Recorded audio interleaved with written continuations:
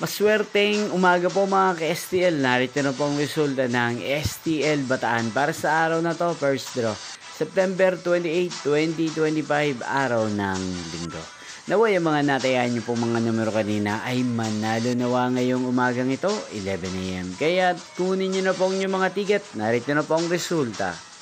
Ang mga numerong nanalo sa STL Bataan ngayong umagang ito, September 28, 2025, 11 AM. First draw result, 39 at 8. In exact order, again, 39 at 8. At ngayong umagang ito sa STL Bataan, natin pong i-shoutout si Ate Gemma ng Bataan. Shoutout po sa inyo, Ate Gemma. Sana po ay nasa maayos kayong kalagayan.